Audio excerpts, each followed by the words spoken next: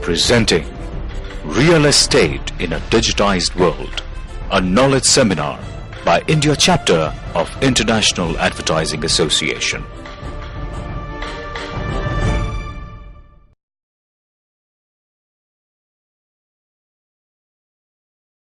I love that introduction. A superb bowler. That's the first time anyone's introduced me as a superb bowler. So nice to be recognised for bowling, because it's always normally the batting and the centuries, and everyone forgets the wickets, but they're the hardest things to do as a cricketer, and the most physically demanding. But yeah, talking about being out of my comfort zone, I certainly am here talking about real estate. In amongst real estate people, that's certainly out of my comfort zone. But look, I've been coming to India now for 26 years. My first experience of coming to the subcontinent was 1986, and you talk out of my comfort zone. I was, I guess, a 22-year-old from the western suburbs of Sydney. I hadn't really experienced travelling overseas before, and all of a sudden I found myself in the streets back then of what was called Bombay, and it was a real eye-opener. I'd seen nothing like that in my entire world. You know, the amount of people to start with was just overwhelming. The sights, the sounds, the smells. It was just like I'd been taken to another planet. It was quite incredible, the experience of that first time touring India, and I wasn't sure whether I loved or hated the place. It was so different to where I came from, and it took me time to understand the culture and the people, and eventually I became a person that loved coming to India, and I've been here probably 50 or 60 times since that first trip, and I love coming back to India. I almost feel as if it's my second home, but it is so different to where I come from. Yeah, India has been amazing for me, particularly on the cricket side of things. I've had some incredible moments. The 86 Tide Test was one of the greatest games I played in. That was down in Madras, or Chennai, I guess you call it now. And it was the most difficult of conditions, again, out of our comfort zone. We played in, I think it was 43-degree heat. There was 95% humidity. There was a moat or a lake that went around the ground, and the smell that came from the lake was something we weren't used to playing cricket in Australia. And it was a really tough environment to play cricket in, and that game was just a fantastic match. I'll never forget Sunil Gavaskar getting 90, and I only played against him a few times, but one of the shots that still sticks in my mind was a cover drive he played off Craig McDermott. Down on one knee, and he hit McDermott through the covers, and I thought, wow, that's an amazing shot. It was the perfect pose when he finished his shot, and I thought, you know, no wonder they say he's a great player. And it came down to the last hour of that match, and it was a seesawing game, and we hadn't won a lot of test matches up to that point. In fact, it took me 13 test matches before I experienced my first victory for Australia. But that last hour, there was many times where we thought we were going to win the test, then we thought we were going to lose the test, and then I don't know how many people were watching that game, but Greg Matthews bowled what was to be the last ball of the match, and it hit Maninder Singh on the pads, and the umpire had his finger up before he appealed. I mean, he wanted to be part of history just as much as we did. But yeah, that was an amazing experience, and one that took me out of my comfort zone of playing in my normal conditions back in Australia to playing in India. Then the following year, the World Cup, 1987, was really the catalyst and the turning point for Australian cricket.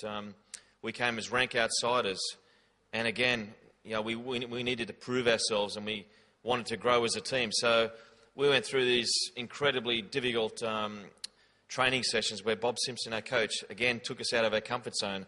We were training for 3 or 4 hours in the heat. And I remember all the other opposition teams and journalists and media saying, these guys are crazy. They're going to be so burnt out by the time the competition starts. They're not going to be a force. But what we were doing was gathering mental strength, physical fitness, and I guess fine-tuning ourselves for the task at hand. And it was a great experience to go through that World Cup and to win at Eden Gardens in front of 95,000 people. And it was like a home match for us because we'd beaten Pakistan in the semi-final, where our opponents, England, had beaten India in the other semi-final. So all of a sudden, we turn up at Eden Gardens and there's 95,000 Indians cheering for Australia. That's certainly the last time that happened. But it was, you know, it was, again, an amazing experience. And for me, it was out of this world to play in front of 95,000 people and to win the World Cup. I guess fast forward 14 years to 2001 series against India was one of the great series of test match cricket. We'd won 16 test matches in a row. We won the first test match here in Mumbai. Went to Calcutta looking for our 17th test match win in a row, and continued to create history. Then all of a sudden, after 2.5 days, we were well on top in that match. I'd sent India back into bat for the follow-on. They were 3 wickets down for 100, still 170 runs behind, when Laxman and Dravid came together. And talk about one of the great partnerships in Test history. They put on 290. We ended up chasing a total on the last day and were bowled out in the last session. We lost 6 wickets in that last session. And India, an amazing result, and beat us in that Test match. So India has given me great moments on the cricket field, but the life-changing moment it did give me was the opportunity to meet Mother Teresa. And I don't know how many people in this room have met Mother Teresa, but quite a few. But when you build up an image of a person in your mind, sometimes it's disappointing when you actually get to meet that person. But for me, meeting Mother Teresa was a life-changing moment. It really was a catalyst for me to get into my philanthropic work. And she motivated and inspired me to make a difference. And I've been involved in Udayan for the past 15 years. In fact, I'm going to Calcutta in 2 days' time to inaugurate a new building that the Steve Waugh Foundation has funded. And the kids there are a constant source of inspiration. I love going to meet these kids. And I guess when we talk about going out of my comfort zone, the first time I went into a leper colony, I was way out of my comfort zone. I didn't know what to expect. But I somehow knew that I needed to go into the leper colony to experience where the kids had come from to where they got to at Udayan. When the boys were at Udayan, I thought they were so happy and content.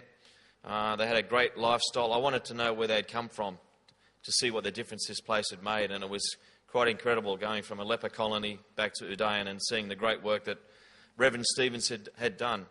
And now I continue to work in Australia with the Steve Waugh Foundation, which looks after kids with rare diseases and rare illnesses.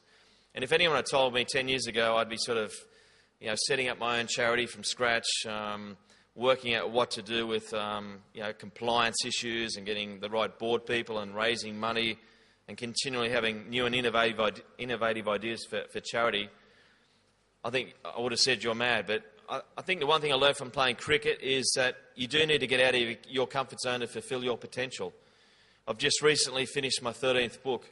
At school, my school teachers, there's no way they would have thought I would have written one book. I wasn't the best student at school, but I do know from playing cricket that anything is possible if you put your mind to it. And I started writing books 10 years ago, and as I say, I've just finished writing my 13th book, which I'm self-publishing. Again, I wanted to take myself out of my comfort zone and challenge myself. I think the only way to fulfil your potential is to take yourself out of your comfort zone. I think it is easy to do the same thing day after day, which you're good at. But really, I think the real goal is to maximise your potential. And sometimes you've got to take something on that you may fail at, but the end results are really positive. If you get through that, anything is possible. I guess I know that from business as well. I'm over here on this trip in India with a company and an organisation I helped set up called Sporting Edge Communities, which aims to give grassroots opportunities to kids in quality sports academies. We're aiming to line up with real estate developers throughout India to give them a suite of options with different sporting academies to give kids an opportunity to try different sports. I know that obesity is a real problem with kids around the world. Watching computer games, I have 3 kids myself at home. I can hardly get them away from the TV, and they're very sports orientated. So we need to get kids out and get them active. We need families to spend more time together, quality time, and that's the goal of Sporting Edge Communities, which I'm involved in. So the conference, I guess, I've been asked to speak about out of my comfort zone. I think the Australian cricket team, we always tried to sort of get players out of their comfort zone. We wanted batsmen to maybe bat in different positions, spin bowlers sometimes to open the bowling. We tried to score 300 runs in a day. We had no night watchman. We always tried to challenge players to do something a little bit different, to take them to the next level. John Buchanan, the coach, was very keen on getting players to look at things in a different way. And we had various different people come and speak to the cricket side, people like Edward de Bono, the lateral thinking genius. I mean, many people would say, why would you speak to Edward de Bono about cricket? Well, in fact, it was a very stimulating hour I spent with him talking about cricket. And the one thing he did say to us, because I went to him, John Buchanan and myself went to him and said, is there anything you can see in one-day cricket how you might help the Australian team get better? And what he said was quite simple and straight to the point. He said, well, if you're up against an opposing batsman, he's scoring very slowly in a one-day game, why do you try and get that batsman out? And it made perfect sense. I mean, it was silly, but the Australian way is to always try and get wickets. But if we're thinking about it smartly, if it's someone scoring very slowly, then he's doing a great job for your side, so why would you try and get him out? So we're always looking to try and get 1%ers, a little bit do things a bit differently to make that side better. And meeting people like Edward de Bono was all part of that. We tried to start little traditions in our side, like wearing the baggy green caps in the first session, which I think made the Australian team have that little bit of extra aura about us when we walked out in the field. I think opposition teams noticed we were wearing our caps together. We presented the baggy green cap to the new debut players on the first morning of the match, and we get players from previous eras to come in and present those caps, which created nice traditions. I took the team to Gallipoli, which is where the spirit of Australia was forged on the battlefields. So we tried to do little things that were different, that took players again out of their comfort zone to make our unit much stronger and much tighter together. But I guess the one thing we tried to do as an Australian side when we were on top, the number one side in the world, we always had the attitude that let's train and prepare and play as if we're the number two side. So we never imagined ourselves being number one. We always imagined ourselves trying to aspire to get better every day, and that ensured there was no complacency in the side.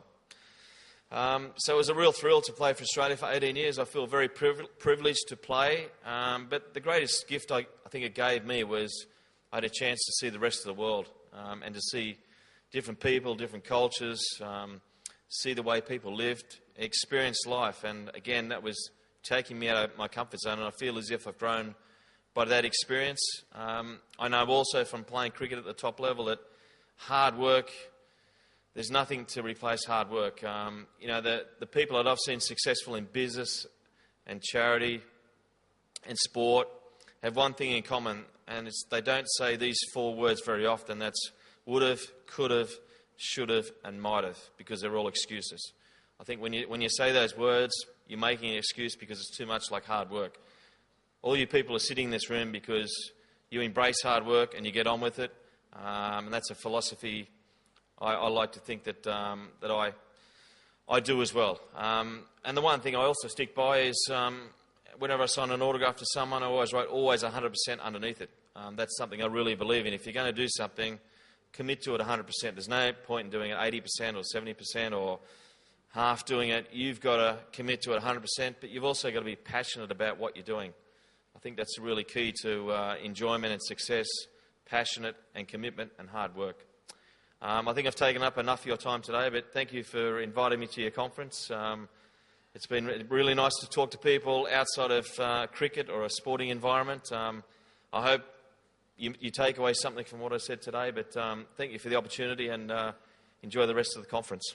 You talked about coming out of the comfort zone and doing things, but isn't it too risky to try and do things differently every time? Sure. Current Australian team probably is facing this difficulty. Yeah, look, it's a good question. I didn't hear the last bit, so I'll concentrate on the first half. Yeah, you've got to be realistic as well. Of course, I mean, I can't go and say tomorrow I'm going to be an ice skater or something, and compete in Dancing with the Stars or something, because I get asked to do a lot of those reality shows, and I realise that is too far out of my comfort zone. So you've got to be realistic about your objectives and what you think you can do. But we are all capable of much more than we think we are. And I know that from a cricket side that sometimes I've put a batsman or a bowler in a situation that they weren't comfortable in or didn't want to be, but I didn't give them time to think about it. I said, look, you're padding up, you're next, or you're opening their bowling as a spin bowler, and all of a sudden they get through that situation, they succeed, and they go, why was I so worried about it? It wasn't that hard after all. I know that from experience. As I said, I've written 13 books. I never read a book at school, but now I've written 13. We've got this company, Sporting Edge Communities, which is a big business venture, which is outside of Australia. I never thought I'd do that. I've set up my own charity. I've been running that for the last 10 years. I never thought that would happen. So there's so many things we're capable of if we, just back ourselves and have a go at something. But at the same time, you've got to be realistic as well. You can't achieve everything, and you can't do things differently just for the sake of it. If it's working really well, e.g. in a cricket side, then there's no point in changing it too much, but you've just got to have in the back of your mind maybe plan B in case it doesn't work. Since the seminar is on digitization, and nowadays cricket is using a lot of technology, which is not solving the purpose. I want your comments on that, especially the yesterday's dismissal of Waugh. It was baffling. I guess we're referring to DRS. Yeah, look, technology's come into the sport. It's come into all sports, and I think most spectators enjoy it because they feel that they're more part of the game and they're in the action and they can be involved in decision making. I think DRS has been pretty positive, but I said last week while I was in England that DRS is a good system in conjunction with good umpiring. When you have poor umpiring, then it puts more focus back on the DRS and all of a sudden you have an issue. So I think it gets more decisions right than wrong, which has got to be a positive for cricket players and spectators. Maybe it's gone a little bit too far. They have to fine-tune things. I'd like to see the umpires get 2 reviews themselves as well, in case, like for instance in the first test at Trent Bridge, when Brad Haddin was given out with the DRS, if England didn't have any DRS reviews left, then it was given not out by the umpire, and it could have been a real controversy if Haddin went on to get the 15 runs to win it. So I think umpires need the 2 referrals as well. Steve, talking about coming out of comfort zone, I'll try and come out of my comfort zone by asking you a somewhat off question. You have spoken, or you have been spoken about mental disintegration, a tactic that you used to employ on the cricket field. I was never in agreement with that kind of ploy or tactic. The West Indies, they had all the firepower nobody ever doubted. They didn't have to employ mental disintegration. Other teams which came up, including the earlier Australian champs, never did that. Well, how do you rationalize this? I think I got your question there. You don't like sledging, is that what you're saying? No, it's not just sledging. Just put it in a snapshot. Okay. No, sometimes it went below the belt. Yeah, no, it's my turn to talk. You can sit there now. Sometimes it went below the belt. Yeah, I got the question. Thank you. Yeah, mental disintegration, mental interrogation, banter, gamesmanship. I guess you call it what you want. I don't believe we pushed it too far. I think we played hard and fair. But that's, personal interpretation. Some people like yourself didn't like that too much. I think if you're out in the field and you ask most of the players, they enjoyed playing against Australia. We were more about talking amongst each other rather than talking about the person, the opposition, because you say something to Sachin Tendulkar, you can guarantee you get 150. So, a lot of that is overstated. I think these days you get a lot of cameras, you get a lot of, I guess, if something happens on the field, it gets repeated 10, 20 times, so you think it's happening all the time. The reality is that at top level, there's not a lot said between the players. You're out there for 7 hours a day. You've got to keep each other up, and that's what we did as an Australian side. We were more talking amongst each other.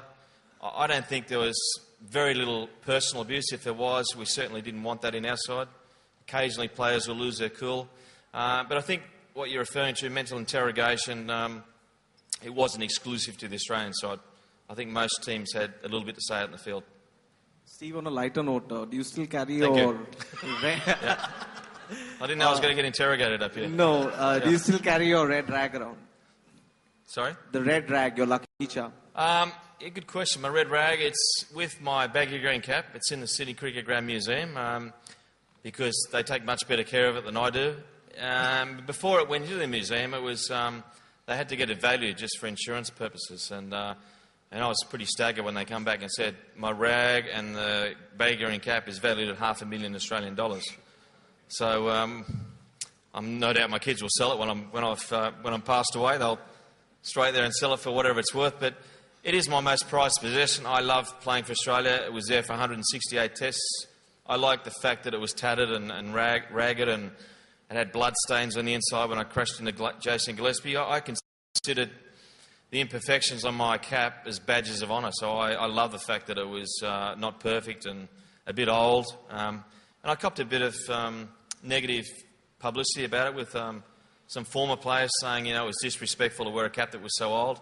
I saw it the other way. I thought it was showing the ultimate respect because it had been there with my whole journey. So, it's my most prized possession. I would never sell it.